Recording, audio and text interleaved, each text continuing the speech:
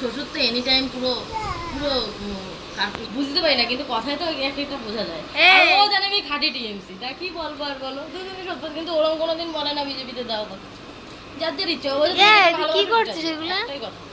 একটু ই করো, একটু ই করো।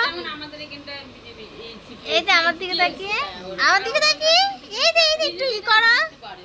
ওখানে মনে ই ই ই দাঁত দেখো, দাঁত, তোমার দাঁত কই? কিছু করে মানে কথায় বোঝা যায় যে দেবো কেন, আমি ওখানে থাকবো। দাঁত কই তোমার? ই দাঁত দেখা, দাঁত দাঁত ই ওসবের মধ্যে হ্যাঁ ওই দাদা দিদি দাঁড়িয়েছে এবার, মানে ওনার দাদা আর কি, যে যার আন্ডারে কাজ করে বাবু, ওর দিদি দাঁড়িয়েছে বলে একটু দৌড়াদৌড়ি করে। দেখেছো কি বদ, কি বদ যাচ্ছে যাবে, ওসব কেউ না, আমাদের বাড়ি কেউ না।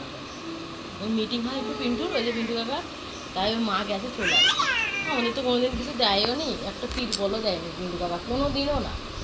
শুনে এসেছি যা, কোনোদিনও যায়নি। এবার নাকি মা মিটিংয়ে গেছে, এবার তাই নাকি ডেকে বলছে, এদিকে দিদি চাকরি করে, দিদি ভাই এদিকে ওদের দেখো ঘর বাড়ি দিয়ে বসে রয়েছে, আর তোমার বাবুরা কিছুই পায়নি। তাই ডেকে বলছে, মারে এই মিটিং হলো না হাটে এই দিনটা,